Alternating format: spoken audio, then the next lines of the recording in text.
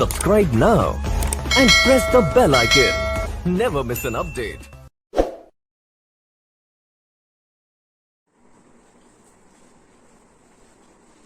Hello friends, maxima education point में आपका बहुत बहुत स्वागत है।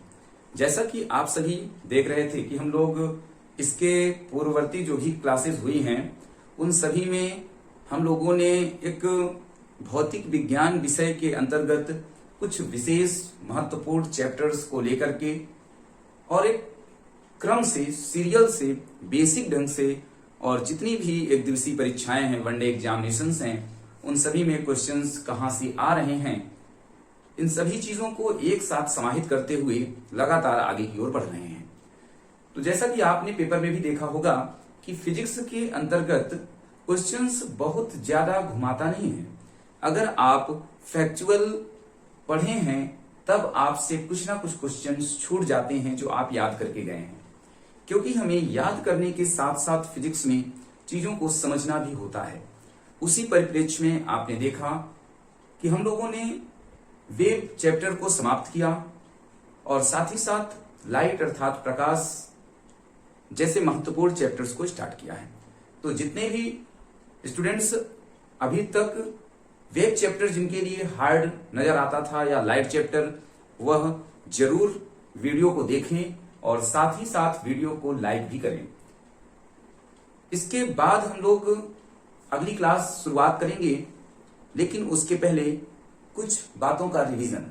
जैसा कि आप जान रहे हैं कि हम लोग कौन सा चैप्टर पढ़ रहे हैं, लाइट अर्थात प्रकाश।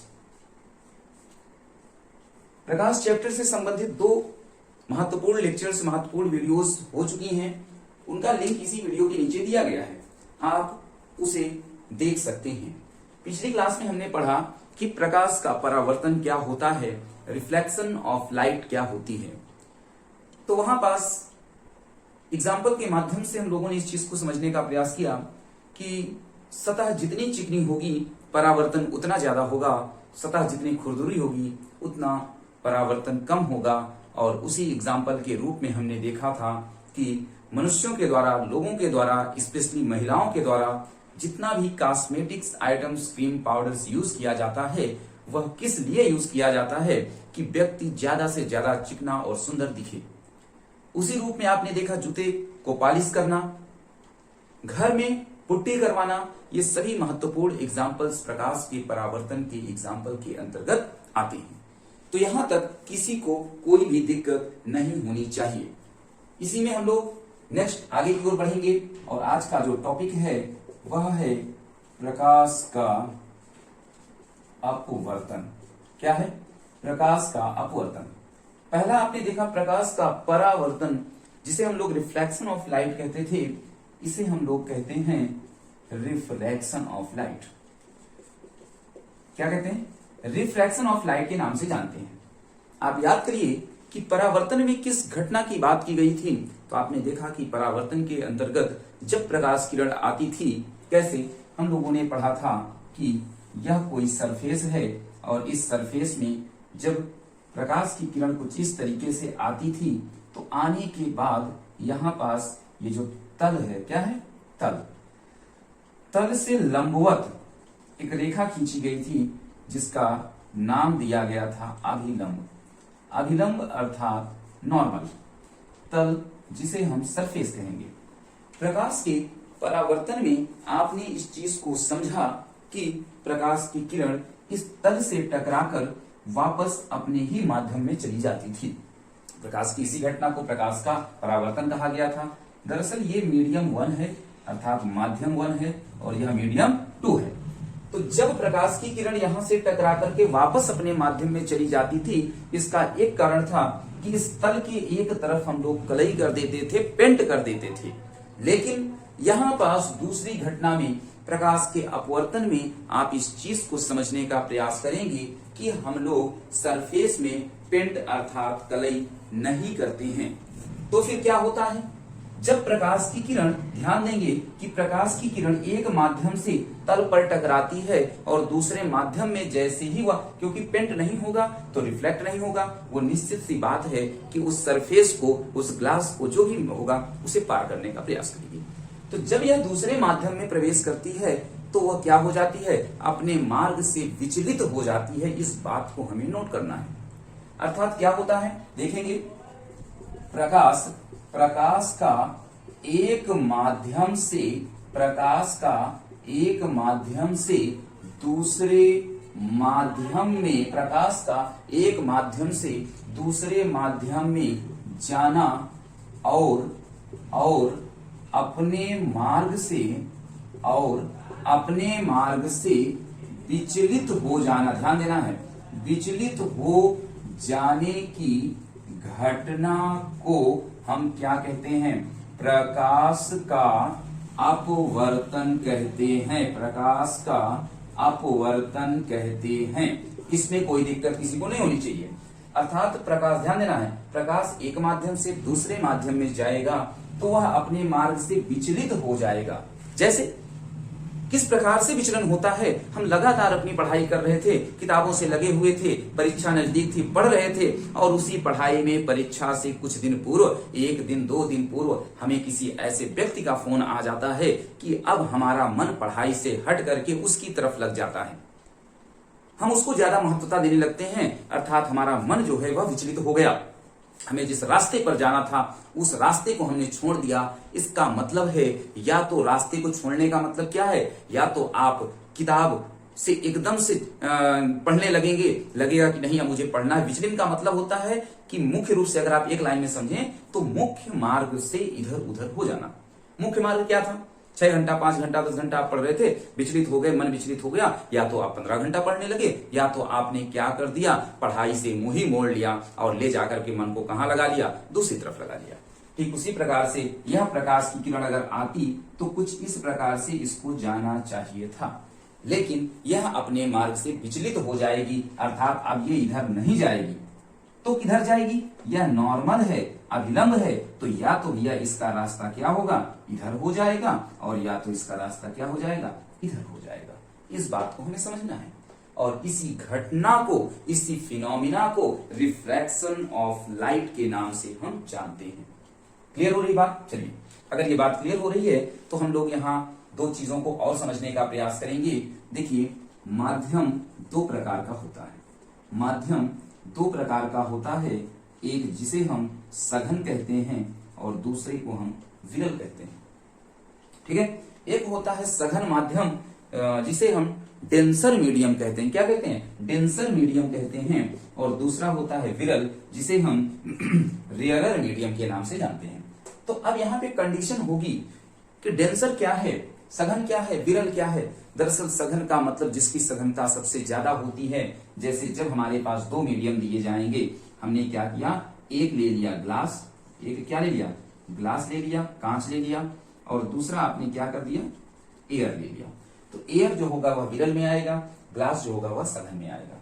उसी प्रकार से आपने किसी लिक्विड को ले लिया, ध्यान देना है, और इधर एयर को ले लिया, तो लिक्विड जो होगा वह सघन में आएगा और विरल में एयर आएगा। उसी परिप्रेक्ष्य मान लीजिए आपने ग्लास को लिया है और दूसरी तरफ किसी लिक्विड को ले लिया, तो आपका ये सघन और ये विरल में आता है।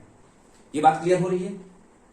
तो आपके दिमाग में यह प्रश्न आ रहा होगा कि सर जब यह अपने रास्ते पर जा करके एक माध्यम से दूसरे माध्यम में जाती है तो ये असली में किधर मुड़ेगी, यही हमें ध्यान देना है। कि 2 कंडीशन सर आपने बताया, एक कंडीशन इधर है, एक कंडीशन इधर है। असली में इसकी कंडीशन अर्थात कब ये लागू होगा, तो इस बात को ही हम यहाँ पे समझने का प्रयास करेंगे। क्लियर है? चलिए देखते हैं, इसको मिटा रहे हैं, इसको हम थोड़ा सा देखने का प्रयास करेंगे कि जब प्रकाश की किरण एक माध्यम से दूसरे माध्यम में जाती है तो वह अपने मार्ग से विचलित हो जाती है, और इसी विचलन के जो प्रक्रिया है, यही जो गुण है, यही जो घटना है, उसे हम प्रकाश का अपवर्तन कहते हैं। ठीक है, तो देखिए पहली कंडीशन से, पहली कंडीशन पे आप देखेंगे यहां पास पहली कंडीशन कि जब प्रकाश की किरण कहां से, सघन से विरल में जाएगी। तो देखिए, जब प्रकाश की किरण सघन से विरल में जाती है तो क्या घटना होती है, इस चीज को अगर आप समझने का प्रयास करें तो यहां देखेंगे कि यह प्रकाश की किरण आई होगी, इसको जाना चाहिए था कुछ ऐसे।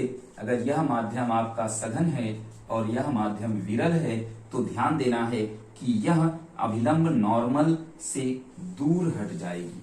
क्या हो जाएगी? नॉर्मल से दूर हट जाएगी। अर्थात जब लिखेंगे कि जब प्रकाश की किरण सघन माध्यम से विरल में प्रवेश करती है तो वह अपने मार्ग से अभिलंब से दूर हट जाती है। यह बात समझ में आई कि नहीं आई? तो आप स्वतः ही इस बात को समझ जाएंगे कि दूसरी घटना क्या होगी। जब दूसरी घटना विरल से कहां जाएगा? सघन में जाएगा। तो क्या होगा कि इसी घटना में आप देखेंगे कि यह जो प्रकाश की किरण आ रही थी, इसको जाना चाहिए था कुछ ऐसे, यह अब क्या होगा? नॉर्मल की तरफ में जाएगी। क्लियर है? तो ये जो है आपका प्रकाश के अपवर्तन की दोनों घटनाएं हैं कि जब सघन से विरल जाएगा, जब विरल से सघन जाएगा तो क्या क्या कंडीशंस हो सकती हैं। ये तो आपने याद कर लिया, समझ लिया। हमने पहले भी बताया कि जो प्रश्न है आपका वो परावर्तन के नियम से आता था। अर्थात अब आपसे पूछता था कि चिकनी सतह से हमें चीजें सुंदर दिखाई देना, इसका एक उदाहरण है तो हम कहते थे प्रकाश के परावर्तन का उदाहरण है। उसी तरह अब हम पढ़ेंगे प्रकाश के अपवर्तन के अनुप्रयोग, और यह सबसे महत्वपूर्ण है, आपको पूरा मन से समझ करके पढ़ना है, इसके सभी एग्जाम्पल्स को देखना है। तो आप इसका स्क्रीनशॉट ले लीजिए। तो आपने नोट कर लिया। अब हम लोग यहां पे देखेंगे प्रकाश के अपवर्तन के अनुप्रयोग। सबसे महत्वपूर्ण टॉपिक है अनुप्रयोग। अनुप्रयोग किसका अनुप्रयोग पढ़ रहे हैं भैया? अपवर्तन का अनुप्रयोग पढ़ रहे हैं। तो देखिए, अनुप्रयोग में जब आप सबसे पहले अनुप्रयोग सबसे महत्वपूर्ण जो आपकी परीक्षा में पूछा जाता है कि मान लीजिए कोई बाल्टी है, उसमें रखा हुआ सिक्का है तो वह अपनी वास्तविक गहराई से ऊपर दिखाई देता है। बाल्टी में रखा हुआ, अब ये बाल्टी देखिए, आप ध्यान देंगे कि पानी से भरी हुई है, ठीक है। बाल्टी में रखा हुआ सिक्का अपनी वास्तविक गहराई से थोड़ा ऊपर दिखाई देता है। आपसे प्रश्न पूछेगा कि यह किसका उदाहरण है? एक बाल्टी है, एक ग्लास है, आपने उसमें सिक्के को नीचे डाल दिया पानी के अंदर, तो आप देखेंगे कि सिक्के की जो स्थिति है वह वास्तविक स्थिति से थोड़ा सा ऊपर उठा हुआ दिखाई देता है। इसका क्या कारण है? तो आप किस ऑप्शन को टिक करेंगे? प्रकाश के अपवर्तन को टिक करेंगे। चलिए हम लोग इसको थोड़ा सा समझने का प्रयास करते हैं। क्लियर है? देखिए,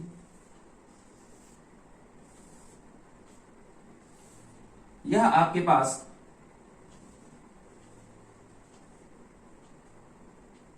ये क्या है? बाल्टी है, ठीक है। और यह आपके पास क्या है? कोई सिक्का रखा हुआ है। ये बाल्टी बनी हुई है, देखिए सुंदर सा चित्र हमने इसमें बनाया हुआ है।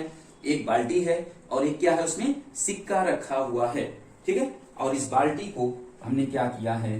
पानी से भर दिया है, ठीक।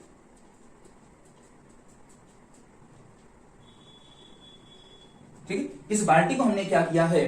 पानी से भर दिया है। अब आप इसे जब देखेंगे तो आपको ये बात समझ में आएगी कि मान लेते हैं ये सरफेस है, यह जो है यहां से देखिए हमने क्या किया है? नॉर्मल खींच दिया है। क्या खींच दिया है? यह आपका नॉर्मल का काम करेगा, ठीक है। तो दरअसल यहां से जब किरण जो है, ध्यान देना है कि यह जो है कुछ लाइट रेज कुछ इस तरीके से जाएगी। ये लाइट जो है सिक्के पर पड़ेगी और सिक्के पर पड़ने के बाद जो लाइट होगी वह क्या हो जाएगी? आपकी इस तरीके से परावर्तित होकर आगे की ओर जाएगी। अब देखिए, यह जब सिक्का यहां से परावर्तित होकर के लाइट गई है तो कुछ इस तरीके से ये ऐसे जाना चाहिए। ये आपके पास नॉर्मल है, ध्यान देना है। यहां पास देखिए, ये जो माध्यम है आपको ध्यान से देखना है इस प्रश्न को कि ऐसा क्यों होता है? यह बाल्टी है, यह सिक्का है। अब देखिए, सिक्के से प्रकाश परावर्तित होकर जब ऊपर की ओर जाएगा तो इस तल से कुछ इस तरह प्रकाश जाएगा। हमने क्या किया, उसके समकक्ष एक नॉर्मल खींचा हुआ है, अभिलंब खींचा हुआ है। और आप जानते हैं कि पानी कैसा माध्यम है? सघन माध्यम है। और वायु यहाँ क्या है? विरल माध्यम है। तो जब अभी हमने जस्ट पढ़ा कि जब प्रकाश की किरण सघन माध्यम से विरल माध्यम में जाती है तो क्या कंडीशन, वह जो है अभिलंब से दूर हट जाती है। जाना चाहिए था ऐसे, लेकिन ये असली में क्या हो जाएगी, यह जो है कुछ इस तरह से अभिलंब से दूर हट जाएगी। क्लियर है? यह अभिलंब से दूर हट जाएगी। और आप जानते हैं कि प्रकाश हमेशा सीधी रेखा में चलता है। इस कारण से जब ये जो प्रकाश रे है, आप जब इसे कुछ इस तरह से एक्सटेंड करेंगे, अर्थात सीधी रेखा में खींचने का प्रयास करेंगे, तो आपको सिक्के की स्थिति कुछ यहां दिखाई देगी। अर्थात यह आपकी कौन सी है? आभासी स्थिति होगी। एग्जाम्पल समझ में आ रहा है आपको? बिल्कुल से बात क्लियर होनी चाहिए यहाँ पे, क्योंकि एकदम से कॉन्सेप्चुअल तरीके से आपको बताया जा रहा है कि बाल्टी में रखा हुआ सिक्का जो है वह अपनी वास्तविक गहराई से ऊपर नजर आएगा। ऐसा क्यों? उदाहरण में आप बताएंगे प्रकाश का अपवर्तन, और पूरी की पूरी स्टोरी हमने आपके सामने यहाँ पे रख दी। चलिए दूसरा उदाहरण की बात करेंगे। दूसरा, गिलास में रखी पेंसिल कुछ तिरछी दिखाई देती है। यह भी किसका उदाहरण है? गिलास में पेंसिल रखने पर वह क्या होती है? कुछ तिरछी दिखाई देती है। यह भी आपके इसी का उदाहरण है, अपवर्तन का। तीसरा, आकाश में तारे टिमटिमाते हुए दिखाई देते हैं। यह भी उदाहरण किसका है? आपका प्रकाश के अपवर्तन का ही उदाहरण है। ठीक है। दूसरा है, सूर्यास्त एवं सूर्योदय के समय सूर्य अपनी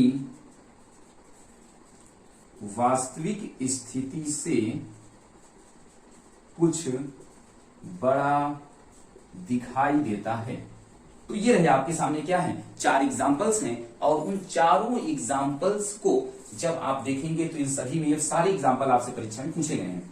किसी ना किसी वनडे एग्जाम में एसएससी से लेकर पीसीएस तक यही एग्जाम्पल पूछे हैं कि आकाश में तारे टिमटिमाते हुए दिखाई देते हैं, इसका क्या कारण है? तो आप क्या करेंगे? प्रकाश के अपवर्तन को ही सही टिक करेंगे। क्लियर है? तो देखिए, प्रकाश जो आकाश में तारे टिमटिमाने का कॉन्सेप्ट है वह कैसे? आप जानते हैं कि जो तारे हैं, देखेंगे ये जो तारा है आपके सामने बना हुआ है, और यह क्या है? अर्थ है, अर्थात पृथ्वी। यहां से यहां तक जब आप देखेंगे तो बहुत सारी परतें पाई जाती हैं, बहुत सारी लेयर्स पाई जाती है। तो जब भी प्रकाश तारे से पृथ्वी तक आता है तो क्या होता है? इसमें क्या होता है? कुछ इस तरीके से घटना हमारे सामने दिखाई देती है। इसका मतलब क्या है? कभी अपवर्तन होगा तो कभी परावर्तन, दोनों घटनाएं घटित होती हैं।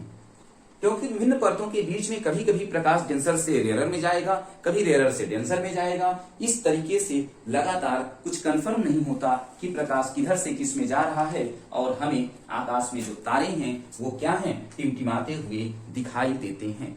एक और प्रश्न, एक और कंडीशन यहाँ पे आपसे परीक्षा में पूछी गई है, उसको हम बात करेंगे कि जैसे मान लीजिए कि तालाब में एक मछली है, और वह मछली किसी तालाब में है, और एक शिकारी जो है उस पर भाले से वार करना चाहता है।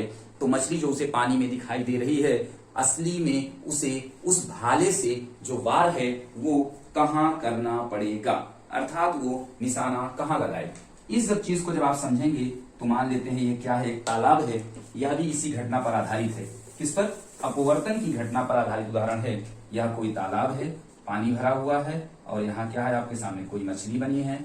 तो ये भी जो घटना है यह अपवर्तन के नियम पर आधारित होती है, और इसमें जो है आपको जो निशाना लगाना होगा, अर्थात जो आपको भाला इसमें फेंकना पड़ेगा, वह इसकी वास्तविक स्थिति से कुछ नीचे, अर्थात आप जो है यहाँ पास भाले से मारेंगे, तब मछली क्या होगी? मर जाएगी। क्योंकि अगर आप यहाँ मारेंगे तो वहां है ही नहीं, क्योंकि आपको दिखाई यहाँ दे रही है। अभी हमने देखा मछली दिखाई यहाँ दे रही है, लेकिन असली में उसकी स्थिति कहाँ है, नीचे है। इसलिए हमें भाले से या अपने यंत्र से इसको निचली सतह पर वार करना पड़ेगा। तो आपको यह प्रकाश का अपवर्तन की घटना समझ में आ रही है तो आप सभी कमेंट करके बताएं। और इसी परिप्रेक्ष्य में हम लोग एक एक टॉपिक को लेते हुए इसके बाद हम लोग अगली क्लास में प्रकाश का वो क्या कहते हैं प्रकीर्णन पढ़ेंगे, साथ ही साथ पूर्ण आंतरिक परावर्तन पढ़ेंगे। इस सभी चीजों को खत्म करते हुए जैसे ही प्रकाश के एक और लेक्चर में बची हुई चीजें समाप्त होंगी तो हम लोग फिर मिरर की ओर आएंगे, दर्पण की ओर आएंगे, फिर लेंस की ओर आएंगे और सभी महत्वपूर्ण प्रश्नों को समाप्त करेंगे। तो हम लोग मिलेंगे अगली क्लास में, तब तक के लिए नमस्कार।